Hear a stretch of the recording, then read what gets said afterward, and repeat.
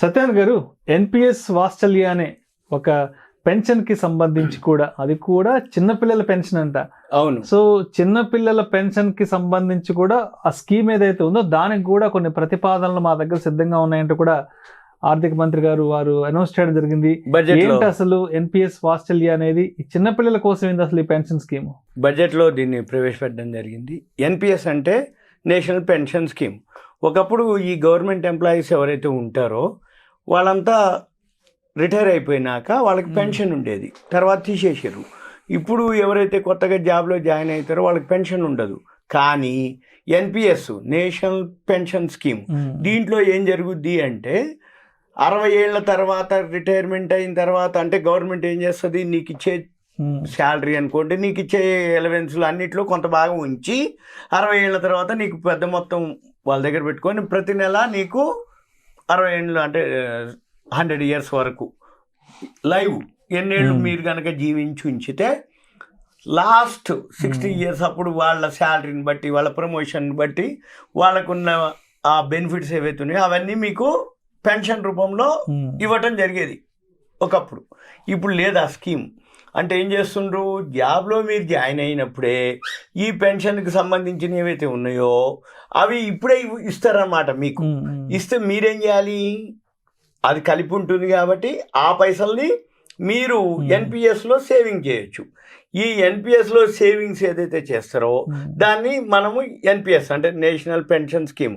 ఇది మామూలుగా ఎంప్లాయీస్కి ఇప్పుడు ప్రజెంట్ ఈ బడ్జెట్ నుంచి ఏంటిది, ఎన్పిఎస్ వాత్సల్య అంటే పిల్లల పేరుతో కూడా మనం ఏం చేయొచ్చు, ఒక పెన్షన్ అకౌంట్ ఓపెన్ చేసి, ఇది మైనర్ల పేరు, మైనర్లకి సింపుల్గా ఏం లేదు. ఇప్పుడు జనరల్గా ఈ అంటే ఎవరన్నా అంటే పిల్లలు డెలివరీ అయిపోగానే, మ్యారేజ్ అయిపోతే డెలివరీ అయిపోగానే వాళ్ళ పేరు మీద ఏం చేస్తారు, సేవింగ్స్ చేద్దామని అనుకుంటారు. జనరల్గా సేవింగ్స్ అంటే ఏంటి, బ్యాంక్లో డిపాజిట్ చేయొచ్చు, ఫిక్స్డ్ డిపాజిట్ చేయొచ్చు, షేర్ మార్కెట్లో మ్యూచువల్ ఫండ్ చేయొచ్చు, ఎస్ఐపీలు చేయొచ్చు. అలా కాకుండా ఇప్పుడు ఏంటిది, నేషనల్ పెన్షన్ స్కీమ్లో వాళ్ళ పేరు మీద ఒక అకౌంట్ ఓపెన్ చేసి ఈ తల్లిదండ్రులు ఎవరైతే ఉన్నారో వాళ్ళ పేరు మీద పర్ మంత్ ఎంతో కొంత సమ్ అమౌంట్ని వాళ్ళ పేరు మీద జమ చేస్తే ఇది ఎన్పిఎస్ వాత్సల్య. మేజర్ అయ్యేంత వరకు, మేజర్ అయిన తర్వాత ఆటోమేటిక్గా వాళ్ళకి వెళ్ళిపోతుంది. అంటే ఎవరైతే ఎవరి పేరు మీద పిల్లలకు చెందుతుంది. కరెక్ట్, వాళ్ళకి 18-19 వయసు వచ్చేటప్పటికి మేజర్ 18 ఏళ్ళు కాగానే వాళ్ళకి వచ్చేస్తుంది రైట్స్. తర్వాత వాళ్ళు కంటిన్యూ చేసుకోవచ్చు. ఎప్పుడైతే వాళ్ళు ఆ 60 ఇయర్స్ ఏదైతే మెచ్యూరిటీ పీరియడ్ వస్తుందో అప్పటి నుంచి వీళ్ళకి ఒక స్థిరమైనటువంటి నికరమైనటువంటి ఆదాయం అంటే వీళ్ళు ఎప్పుడైతే జమ చేసిన అమౌంట్ని బట్టి, ఆ జమ చేసిన పీరియడ్ని బట్టి, జమ చేసిన మొత్తాన్ని బట్టి అప్పుడు వీళ్ళకి మంత్లీ పెన్షన్గా వస్తుంది. ఇది సింపుల్గా అనమాట. అయితే ఇది మంచి స్కీమ్. జనరల్గా ఏంటంటే ఎవరైతే ఎంప్లాయీ ఉన్నాడో అతను జాయిన్ కాగానే ఇప్పుడు ఎన్పిఎస్ ఏదైతే ఉందో ట్యాక్స్ బెనిఫిట్ కూడా ఉంది. అంతకుముందు 10% ఉండేది, ఇప్పుడు 14% చేశారు. అంటే నువ్వు గనక ఆ ఎన్పిఎస్ వాత్సల్యాలో గనక ఆ అమౌంట్ ఏదైతే మనము సేవింగ్ చేస్తామో, ఆ స్కీమ్లో ఇన్వెస్ట్ చేస్తారో అది మన ట్యాక్స్ ఎగ్జిబిషన్. అంటే ఒక 10% ఇండైరెక్ట్ మిగిలినట్టు. ఇప్పుడు 14% మిగులుతుంది ఇప్పటి నుంచి. ఇక తర్వాత ఇంకో బెనిఫిట్ ఏంటిది అంటే, ఎప్పుడైనా కానీ ఈ జాబ్లో జాయిన్ అయిన వాళ్ళు 60 ఏళ్ళ తర్వాత ఇప్పటి నుంచే ఎవరైతే వాత్సల్య చేశారు అనుకో, ఇంకా ఎక్కువ మొత్తం అయింది. అంటే ముందు నుంచే ఒక 20 ఏళ్ళు 25 ఏళ్ళ ముందు నుంచి, అంటే జాబ్లోకి వచ్చేటప్పటికి 25-26 ఏళ్ళు అయింది. 25-26 ఏళ్ల కంటే ముందు నుంచి అనేటప్పటికి ఇన్ఫ్లేషన్లు, వడ్డీ రేట్లు ఇవన్నీ లెక్కలేస్తే ఈ ఎన్పిఎస్ ఏమవుతుంది, కుములేటివ్ అవుతుంది. అంటే సిఏజిఆర్ కింద మనం మామూలుగా వేసిన కాంపౌండెడ్ యాన్యువల్ గ్రోత్ రేట్ వేసుకున్నా కానీ ట్యాక్స్ బెనిఫిట్ వస్తుంది, సేవింగ్స్ కింద వస్తుంది. మళ్ళీ వీళ్ళకి ఒక రకమైన స్థిరమైన ఆదాయం. అప్పుడు మళ్ళీ మేజర్ అవుతారు కాబట్టి వీళ్ళకి అన్ని రైట్స్ అంటే వీళ్ళ పేరు మీద ఉంటుంది, వీళ్ళు కంటిన్యూ చేసుకోవచ్చు, ఇవన్నీ ఉంటుంది. ఇంకొకటి ఏంటి, పెద్దవాళ్ళు ఎవరైతే ఉన్నారో, ఎవరైతే వాళ్ళ పిల్లల పేరు మీద, అంటే జనరల్గా ఒక రకమైన అంటే తల్లిదండ్రులు అనుకోండి, వీళ్ళంతా ఏం చేస్తారంటే సంపాదించింది ఎవరైతే ఉన్నో వాళ్ళ పిల్లలకి చెందాలని అనుకుంటారు.